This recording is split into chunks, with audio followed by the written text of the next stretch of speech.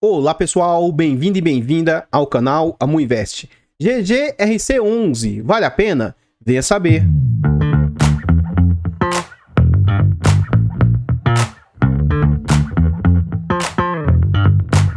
Então, pessoal, antes da gente saber mais a respeito desse fundo imobiliário, eu gostaria de pedir humildemente, por favor, deixa o like no vídeo e comenta para nós. E aí, você conhece esse fundo imobiliário? Sabe em que ele investe? Quem é a gestora, segmento de atuação? Comenta que seu comentário é muito importante para o crescimento e desenvolvimento do canal.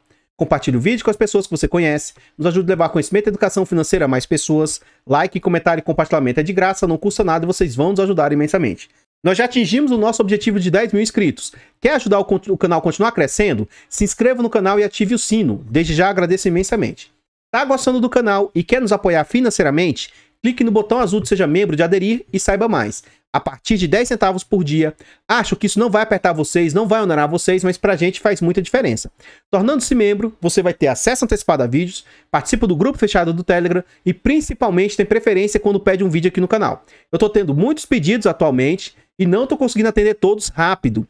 E tô dando preferência, lógico, para pedidos de membros. Tá? Então o seu pedido normal tá demorando 15, 20, 30 dias para atender, enquanto de membros a gente atende no máximo em 3 dias, 4 dias. Nós temos um grande objetivo de tentar tirar uma certificação C até o final do ano. Essa certificação é cara. Se vocês quiserem nos ajudar com a nossa certificação, ela nos torna um profissional do mercado e eu posso, inclusive, fazer indicação de ativos.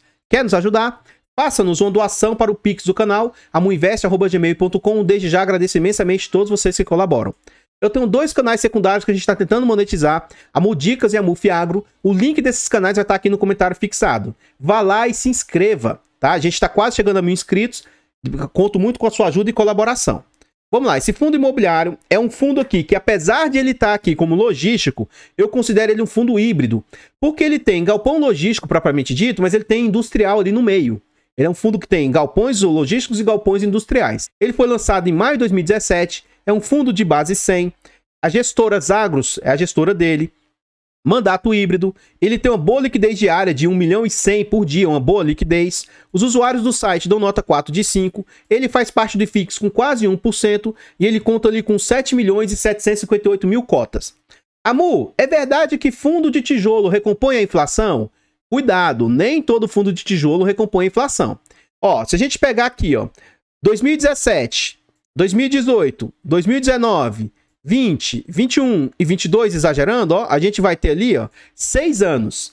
Se a gente pensar que a inflação média do período foi de 6%, um ano pelo outro, você teria ali mais ou menos 36% de inflação. Então esse fundo deveria sair de 100 e chegar a 136. Eu estou arredondando tudo, não é bem assim que faz os cálculos, enfim, sabe? Mas é só para você ter uma noção.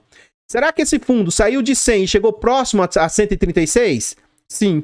Então esse é um exemplo de fundo que conseguiu recompor a inflação nas suas cotas. Não é simples assim que faz o cálculo, mas é só para você ter ideia se o fundo valorizou ou não. Então esse fundo é um fundo de base 100, cuja cota hoje está sendo negociada a 134 e o mercado está aceitando pagar 102. Ó. Isso hoje ele está com PVP de 0,76, o que indica 24% de desconto. É um fundo que é bilionário, vale 1 bilhão e 41 milhões, mas em razão desse desconto, o mercado está aceitando pagar apenas 793 milhões. Tendo junho como referência, é um fundo que conta ali com 95 mil cotistas. Nesse próximo slide, a gente vê o quanto o fundo está sendo negociado atualmente, R$ 102 atualmente, mínima de 97 e máxima de 124. Como a gente bem viu lá, ó, é um fundo de base 134 hoje. Então vamos traçar a linha do 134. Eu vou traçar a linha do 100, que é quando esse fundo provavelmente foi lançado no mercado. Ele é um fundo que foi lançado na base 100. E agora vamos traçar uma outra linha aqui de 134. E teoricamente seria o atual VP do fundo. O que a gente observa? Tente ver uma visão mais macro, não uma visão apenas desse atual momento. Antes da situação pandêmica, note o seguinte, dificilmente esse fundo já nasceu valendo 100. Então ele era negociado acima do seu VP, ó, a patamares de 120, próximos de 130, depois a 120. Então ele orbitava acima do VP. E no ano de 2019, o mercado estava mais eufórico, esse fundo veio crescendo e chegou a ser negociado até ali, ó, a R$150.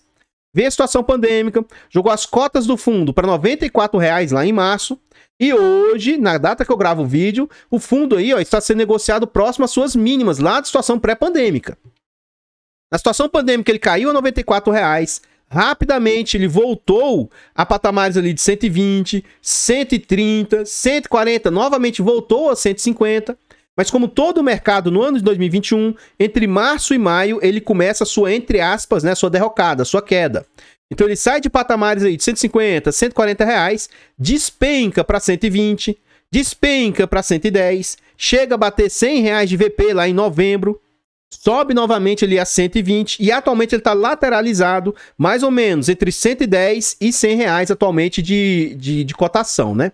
Nesse próximo slide a gente consegue ver as entregas do fundo e aqui é um ponto interessante a se observar. Esse fundo está melhorando a entrega dos rendimentos? Na minha opinião, sim. Então lá, 2017 ele entregava ali, ó, começou menos, mas começou a entregar ali próximos de 80. Teve uma pequena queda no ano de 2018, mas a gente vê uma melhora na média, excedendo em muitos 80 centavos. E aí em 2019 você observa uma queda. Nossa, amor, mas você não falou que ele estava entregando mais? Sim, abençoado. Durante o ano de 2019 começa aí uma espécie de crise, né, no mercado. Alguém ouviu falar daqui? Crise, um trem que ocorreu aí? Então o fundo tem uma pequena queda aí, provavelmente de vacância ou de negociação com seus inquilinos, coisas nesse sentido, estava passando por certas situações, normal, mas a gente vê uma melhora já em 2020. Começa a melhorar a entrega dos rendimentos. 2021, começa a melhorar a entrega dos rendimentos. 2022, começa a melhorar a entrega dos rendimentos. Então eu vejo que, na minha opinião, o fundo vem sim apresentando uma melhora na entrega dos rendimentos. Então o fundo valoriza a cotação, valoriza a entrega dos rendimentos. Ora, é um bom fundo. Não é para você ir lá e comprar, mas é um bom fundo para você estudar, para você analisar, né? Então, atualmente, a última entrega anunciada em julho, 94 centavos. Esse fundo já passou por 4 subscrições e a última ocorreu em novembro a dezembro de 2020. Nesse slide, a gente corrobora aquilo que eu estava falando, ó, 82, 80, 80, 80, 82, 87, 85, 88, 90, 93, 94. A gente consegue ver, sim, uma melhora na entrega dos rendimentos e a gente vê uma queda nas cotações. E com isso a gente vê o yield subindo de 0,71, igual já chegou a ser, ao 0,72, para atualmente, ó, 0,82, 85, 86. 1º de julho foi a data base para pagar no dia 8 de julho. O fundo anunciou 94 centavos e na época a cotação estava 109. Isso era 0,86 de yield. Como a cotação recuou bem, hoje o yield já subiu para 0,92. E esse fundo vem com um yield acumulado aí de 10%, que é um yield muito bom para um fundo de tijolo. No próximo slide a gente vê que alguns institucionais possuem posição no fundo. O único com posição um pouquinho maior é o BBFO, com 1,60%. E os demais, aí o ITIT ele é obrigado por causa do índice. O Kizu tem um percentual nele, o KIRI e o VIF. Aqui a gente já vai estar dentro do relatório gerencial. O relatório deles é um relatório com muitas informações. Tinha lá, se eu não me engano, 29 páginas de informações. E se você achar que esse é um fundo que é do seu interesse, eu recomendo que você vá lá e abra o relatório gerencial para você dar uma estudada. Aqui eu trago só de forma resumida, só informações superficiais, tá? Então ele fala, comentários iniciais. Com fechamento de junho, foi possível realizar a distribuição de 94 centavos, um yield de 0,87 no mês. Ou seja, isso aqui provavelmente foi um não recorrente aí que ele entregou o resto do semestre. O fundo distribuiu integralmente os 95% dos lucros que ele precisava distribuir, o que representa 41 milhões distribuídos. O resultado do semestre foi impactado positivamente pelas correções dos contratos, além do pagamento antecipado da locatária Suzano, lá em janeiro de 2022. A Suzano, ela paga, se eu não me engano, ou é uma vez por ano ou é de 6 em 6 meses. Ele continua. Em relação às propostas recebidas nos últimos meses, continuam as tratativas com os players interessados em alguns ativos do fundo. Quaisquer novidades serão prontamente comunicadas ao mercado. Com o fechamento do ano fiscal do fundo em junho de 2022, foi finalizado o processo de reavaliação dos ativos, sendo o resultado da revisão positiva da carteira, que irá gerar uma valorização da cota patrimonial, passando a ser R$ 134,30. Então, ó, de novo, o fundo teve valorização para cima aí, né? Em junho foram negociados, aqui essa parte a gente já viu lá anteriormente. A gestora lançou um site novo, trazendo mais modernidade e clareza. Se vocês quiserem acessar o site, vai lá, né, no relatório gerencial e clique nesse link aí. Portfólio. A Eagle Burgman. A ligação definitiva de energia pela companhia elétrica local ainda está em andamento. Então, logo seja finalizada, teremos o início do prazo do contrato de locação aí para essa empresa. Vale ressaltar que durante todo o período de obras, até a efetiva ocupação do imóvel pelo locatário, o fundo permanece recebendo mensalmente o RMG dele lá, renda mínima garantida, a título de bonificação de aluguel. Continuando aqui, esse fundo está passando por uma problemática atualmente, tá? Essa Covolan vem trazendo bastante problema para o fundo. Ela já chegou a brigar na justiça, já tentou trocar índice, já tentou trocar um bocado de coisa. Por fim, o imóvel que ela ocupava pegou fogo, foi acionado seguro e tal. Então vamos ver aqui essas pelejas aqui, essas problemáticas que tem gerado com a Covolan. Como ela está atrasada, não está pagando, está por dificuldade judicial, está com dificuldade financeira, o fundo entrou com uma ação judicial contra eles, ação de despejo. Em função dos prazos processuais e das medidas protelatórias interpostas pela Covolan, na ação de execução, no dia 30 de junho, foi proposta a ação de despejo a fim de resguardar os interesses dos cotistas e retomar o imóvel. Então já acabou as negociações. Da agora para frente, acionou a justiça para que a justiça obrigue eles a ocuparem o imóvel. A ação tinha como pedido a decretação de despejo em caráter liminar, o que foi negado pelo juiz, pois, segundo a decisão, não há elementos que fundamentem a urgência para essa decisão. Atualmente, o processo encontra-se em fase de emissão de mandado de citação. Ou seja, essa fase de citação é quando se inicia o processo. Vai tentar encontrar o responsável legal pela empresa, alguém lá, para que a empresa tome ciência que está tendo um processo contra ela. Depois disso, aí começa o prazo para resposta. Como eu atuo na justiça, é uma parte que eu entendo um pouquinho, bem pouquinho. Então a empresa faz um processo inicial, a petição inicial. Depois que eles tomarem conhecimento, eles têm direito de recorrer disso aqui, que ele vai fazer uma contestação da inicial que foi dada. E dependendo do caso processual, pode ainda ter direito a discutir o que foi feito aqui. Que aí ele faz uma réplica. E depois disso, pode ir para julgamento, ou o juiz ainda pode pedir algumas informações, pode, ser feito várias questões ainda. Mas geralmente daqui vai para a decisão do juiz. Mas isso aqui não é tão rápido e simples como eu estou desenhando aqui para vocês, né? Então vamos lá, continuando. A Covolan, assim que citada, tem a possibilidade de purgar a mora em 15 dias para evitar a decretação do despejo. Purgar a mora é pagar. Foi interposto agravo de instrumento buscando a reforma da decisão de primeira instância que indeferiu a liminar requerida pelo fundo. Ou seja, da decisão que não quis antecipar a tutela, eles entraram com a liminar aí tentando fazer, tá? Execução de título extrajudicial. No dia 7/7 foi publicada a decisão que deferiu o pedido de penhora da indenização a ser recebida pela Covolan. Como eu antecipei, eu não falei agora há pouco que pegou fogo o imóvel? Então, teve uma indenização para o fundo e teve uma indenização para a Covolan. O que o fundo fez? Como eles não estão pagando, o fundo pediu para penhorar essa indenização que eles iriam receber para que pagasse a dívida que eles têm com o fundo aí. Então, lá ocorreu em fevereiro, né, o sinistro, o fogo, e pediu para penhorar até que o valor atinja 5.300.000, que é o que a Covolan deve para eles aí. Bem como deferiu o pedido de emissão de certidão premonitória para fins de averbação no registro de imóveis. Para que essa ação premonitória? Vai, fazer uma antecipação antes para prever que qualquer imóvel que a Covolan tenha no seu nome seja impedida de vender, de trocar, de doar, para que eles não façam uma dilapidação do patrimônio aí, ó, para evitar que eles chamam aqui de fraude e execução.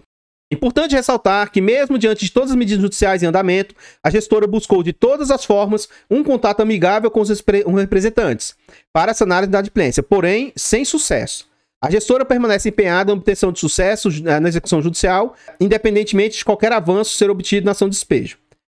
Análise de potencial do imóvel. Independentemente das atividades industriais desenvolvidas no local, grande parte do imóvel possui configurações construtivas. O que eles querem dizer é o seguinte: se precisar adaptar para outro formato, eles conseguem. Lá é um galpão industrial. A Covolan, se eu não me engano, ela é do ramo têxtil, tá? Aqui a gente vê a DRE do Fundo Demonstrativo de Resultado de Exercício. Eu acabei não trazendo as taxas cobradas pela gestora. Eu peço desculpa para vocês aí. O que o fundo receitou em junho? Ele receitou 7.600.000. Desses 7.600.000, 7,5 milhões veio realmente de aluguel. A gente vê uma melhora no aluguel do fundo, ó. Fevereiro o fundo recebeu 6.800, 7.400, 7.300, 7.400, 7.500. Então veio uma pequena melhora. O caixa do fundo, o dinheiro parado em caixa, 140 mil.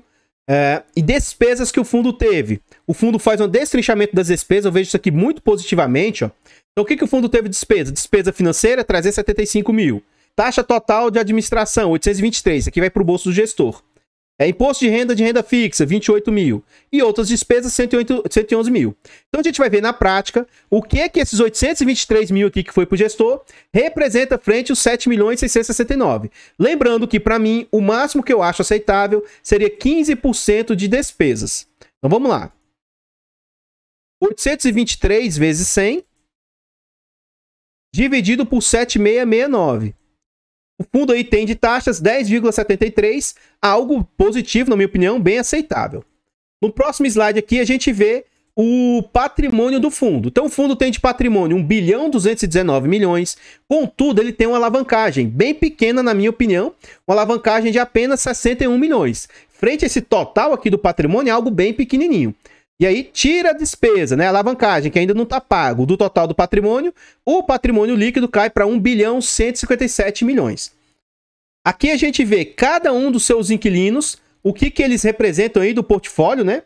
Então, note, ó, a Etera, 10,89% do portfólio, o Ambev representa 17,85%. Então, isso aqui para mim é um ponto negativo, tá? Na minha opinião. E também Lojas Americanas representa 16,64% do resultado do fundo. Então, tem que tomar cuidado que esses dois inquilinos aqui, ó, representam muito das receitas do fundo. Caso eles venham a sair, abandonar o imóvel, pode ser que o fundo sofra bastante. Então, isso aqui é um ponto de atenção que tem que ter. Na questão do semestre inteiro, de novo, a Ambev representa muito do semestre, 16% do semestre, e a Lojas Americanas, 13% do semestre. Então, novamente, dá para perceber que são empresas que representam mais aí do portfólio. E no semestre inteiro, Suzano também é um percentualzinho um pouco maior aí, ó, representando 11,84% do semestre. Aqui a gente vê, como eu antecipei, né, que ele não é um fundo somente logístico, ele tem logístico no seu portfólio, que é 52%, e 47% é industrial. Eu particularmente não gosto de ativos que são somente industriais, isso aqui para mim não é muito bom, mas por ele ter essa mescla, é até aceitável no meu crivo. Tá bom? Esse não é o fundo da minha preferência, apesar de ser um fundo excelente, ativos muito bons, inquilinos muito bons, não é um fundo da minha preferência. Tá? Mas, só de ele não ser puramente industrial, eu já vejo isso com bons olhos.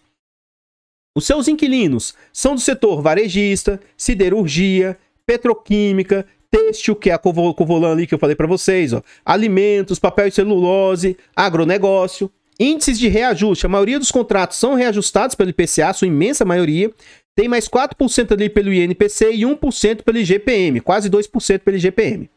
Um ponto interessante, que seus contratos começam a vencer apenas em 2025, então tem um certo prazo aí para o vencimento desses contratos, 25% vai vencer lá, é um percentual alto, então tem que tomar atenção quando chegar próximo desse vencimento. 2027 vence mais 23% dos contratos, 2028 16%, e a partir de 2030 começa a vencer ali 35% dos contratos. Aqui a gente vê uma foto dos imóveis que o fundo possui. Então esses imóveis são todos imóveis logísticos. Vai ter ali Ambev, ó. A Ambev tem 3 galpões distintos, ó, lá em Pelotas, no Rio Grande do Sul, Itajaí, Santa Catarina, Guarulhos. Então a Ambev ela tem 3 imóveis distintos. É um pouco mais tranquilo, que lá atrás eu falei que o fundo tinha alta dependência da Ambev, né? Então pode ser que às vezes a Ambev decida sair somente de um imóvel. Então, não necessariamente é um alto risco, porque isso não é um único imóvel do fundo. Mas ainda assim, né, ele tem uma certa dependência do inquilino aí.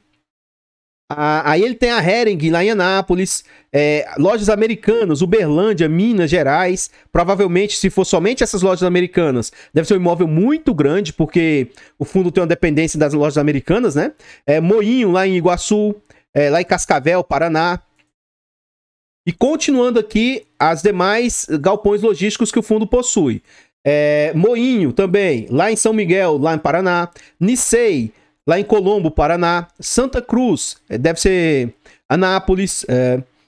Suzano, lá em Campinas, São Paulo. E Todimo, Todimo, Cuiabá, Mato Grosso. E os próximos imóveis são imóveis industriais. A Etera, São José dos Pinhais, Benteler, Pernambuco, Camargo, lá em São Paulo, Cepalgo, Aparecida de Goiânia, Copobras, ele tem 2 empresas e 2 fábricas, lá em Guarulhos, lá em João Pessoa. E por fim, os imóveis industriais aí, ó, Covolan, que é esse que tá dando trabalheira pro fundo, Eagle Burgman, que tá para começar as operações lá em Valinhos, São Paulo, e Jeffer, lá em Betim, Minas. Então note que é um fundo com bastante diversificação, seja de ativos, de inquilinos, né? É um ponto bem positivo na minha humilde opinião. Se eu não me engano, eles têm 20 imóveis, se eu não me engano, são 11 logísticos e 9 industriais. Então, pessoal, o que eu tinha para trazer a respeito do GGRC são somente essas informações. Por favor, vá lá nos nossos canais secundários, a Mudicas e a Mufiagro, se inscreva nesses canais e ajude-nos a chegar a 1000 inscritos. Depois, com o tempo, a gente bate a meta das 4.000 horas. Desde já, agradeço imensamente. Nas minhas contas, se a gente não chegar nesse final desse mês, a Mufiagro, agosto, acredito que a gente bata essa meta aí. Então, muito obrigado a todos vocês que se inscrevem e ajudam o crescimento do canal aí. E por favor, nesse vídeo aqui, deixa o like, comenta e compartilha. Essa interação de vocês ajuda a ter engajamento, ajuda no crescimento do canal. Comenta para nós o que você achou desse fundo imobiliário. Você acha que ele é um bom fundo? Você teria no seu portfólio? Como eu disse, não é um ativo da minha preferência, mas numa carteira diversificada, acredito que ele caiba sim numa carteira diversificada. Não é, como eu disse, eu tenho outros da minha preferência, mas eu reputo sim ser um bom ativo, boas taxas, o yield não é lá essas coisas, mas no geral, né? Eu vejo um fundo bem redondinho sim.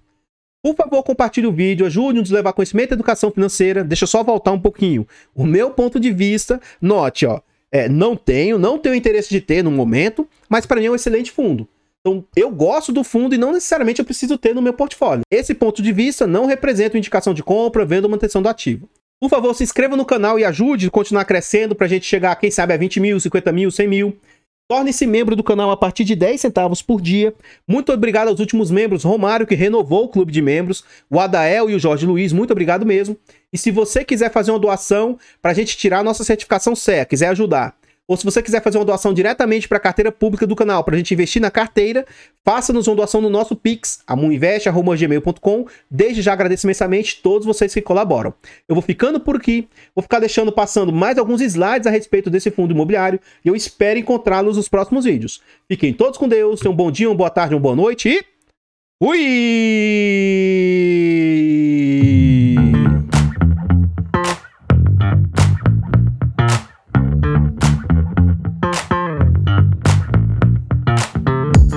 Artlist.io.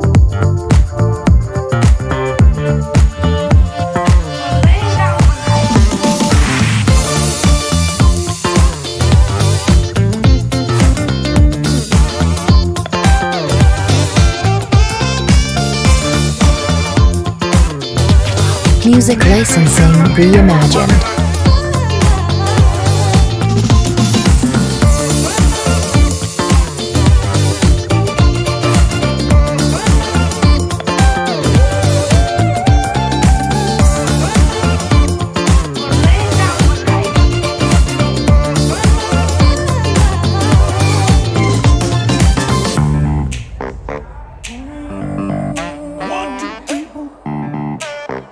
Artlist.io.